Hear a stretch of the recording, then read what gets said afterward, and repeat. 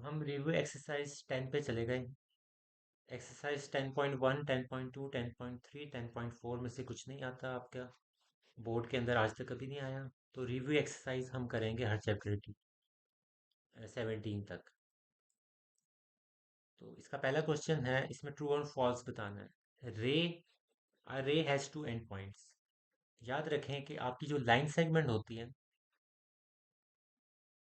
इसके दो and points होते हैं। लेकिन जो रे होती है, उसका सिर्फ एक एंड पॉइंट होता है। दूसरी साइड आप मूव कर सकते हैं किसी भी जगह पे, वो फिक्स एंड एंड पॉइंट उसको हम नहीं कहेंगे।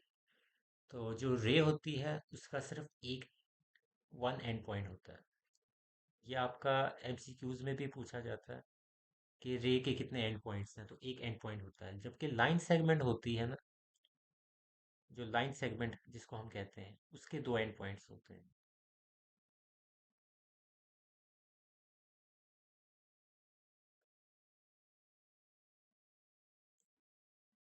तो इन्होंने कहा है कि रे के दो एंड एंड पॉइंट्स होते हैं, तो ये फॉल्स।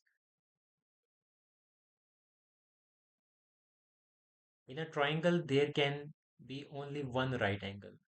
तो ये बिल्कुल सही बात है, क्योंकि हमें पता है कि जो ट्राइंगल के इंटरनल एंगल्स होते हैं ना, उनका सम हमारे पास 180 डिग्री होता है। तो सपोज करें कि अगर दो 90 डिग्री हो जाएंगे, तो दो 90 डिग्री आपके उस वो खुद ही बना देंगे 180 डिग्री।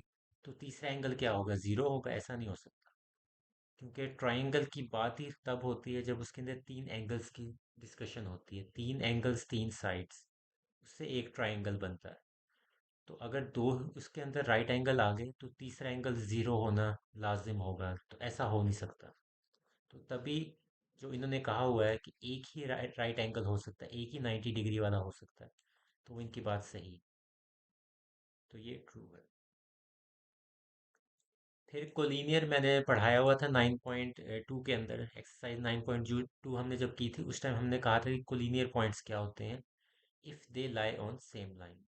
तो तीन पॉइंट्स हों या जितने मर्जी पॉइंट्स हों, अगर वो सेम लाइन के ऊपर लाई कर रहे हैं, स्ट्रेट लाइन के ऊपर, ये देखिए एक लाइन जा रही, स्ट्रेट लाइन, उसके ऊपर जितने भी पॉइंट्स होंगे, उन सबको हम कोलिनियर कहते हैं। तो इस वजह से इनकी ये बात भी सही है।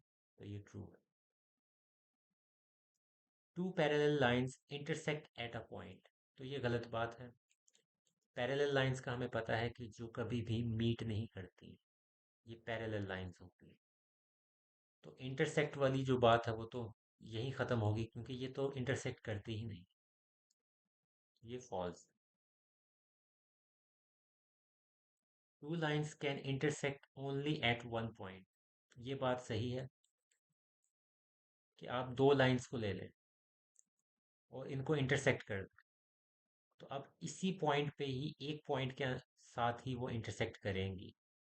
ऐसा नहीं हो सकता कि मैं इस लाइन को अचानक यहाँ से इंटरसेक्ट करवा दूँ। ऐसा नहीं होगा, क्योंकि एक लाइन है। तो एक लाइन और दो लाइंस ये आपस में इसी पॉइंट पे इंटरसेक्ट करेंगी, और कहीं नहीं इंटरसेक्ट होगा। तो ये आपके पास ट्रू है।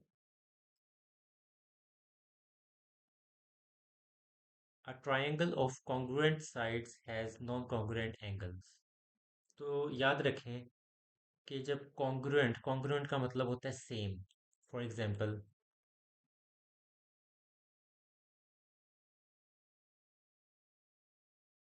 अगर मैं ये ले रहा हूँ कि फ़र्ज़ करें कि ये भी 3 सेंटीमीटर है, ये भी 3 सेंटीमीटर है, और ये भी 3 सेंटीमीटर। तो अगर ये तीनों साइड्स बराबर हैं, तो इसका मतलब कि आपके ये जो अंदर वाले सारे एंगल्स होंगे, ये भी बराबर होंगे। तो बराबर होने को हम नाइन्थ क्लास में आगे जाके हम इसको कॉन्ग्रुएंट पढ़ते हैं।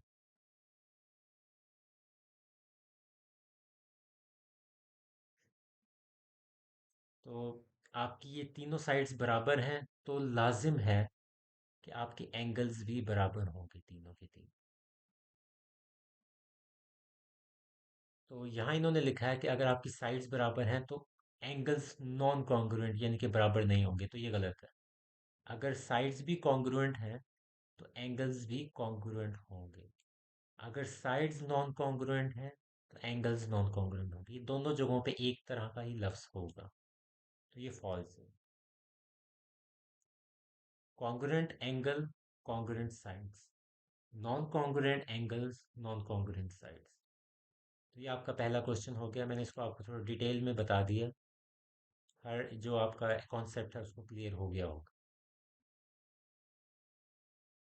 सबसे पहले अब उन्होंने कहा है कि ए बी सी जो है आपका, ये वाला ट्राइंगल कॉन्ग्रुएंट है, ये याद रखें, ये वाला जो साइन होता है ये कॉन्ग्रुएंट का होता है, ये भी पूछा जाता है आपके एग्जाम्स के अंदर, एमसीक्यूज के तौर पे आता है कि कॉन्ग्रुएंट का कौन सा साइन होता है, वो मुख्तलिफ उन्होंने दिए होते हैं, ये भी दिया होता है, ये भी दिया होता है, ये भी दिया होता है, तो वो आपने एक सही वाले को मार्क करना होता है, तो ये आपका कॉन्ग्रुएंट का साइन ये होता है।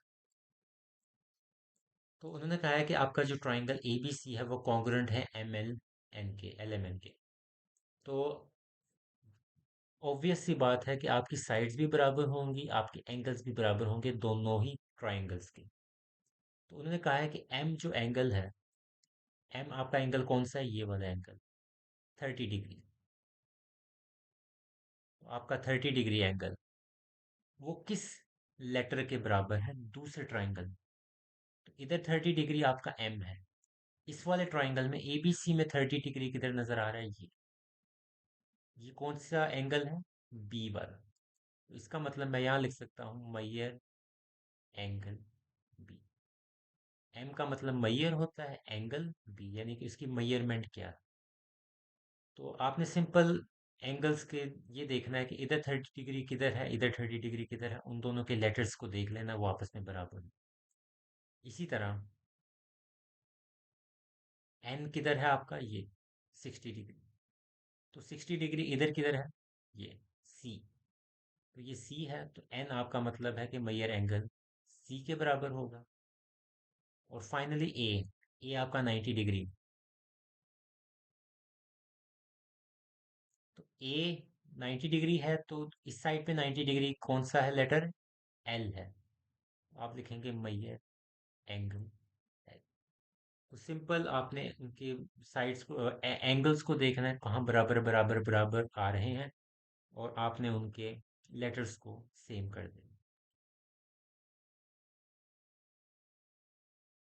अब देखें 40 डिग्री इधर भी है, 40 डिग्री 80 डिग्री इधर भी है, 80 डिग्री, लेकिन 60 डिग्री इधर तो नजर आ रहा है, इधर आपको नहीं नजर आ रहा। तो इसका मतलब है कि ये जो आपका एक्स लिखा हुआ है डिग्री, ये आपका 60 डिग्री, क्योंकि आपके पास A B C triangle congruent है ट्राइंगल एल एम एन के। ये वाला साइन आपका ट्राइंगल का होता है, ये वाला साइन कॉन्ग्रुएंट का होता है, और आगे उनके लेटर्स लिखे होते हैं, जो भी लेटर आपके होते हैं ट्राइंगल्स के। तो कॉन्ग्रुएंट है यानी कि आपका हर एंगल दूसरे ट्राइंगल में पाया जाएगा। 40 डिग्री इधर है, इधर भी होना चाहिए, 80 डिग्री इधर है तो इधर भी होना चाहिए, और 60 डिग्री आखिरी बच गया, तो वो आपका जो एक्स डिग्री है वो आपका 60 डिग्री होगा।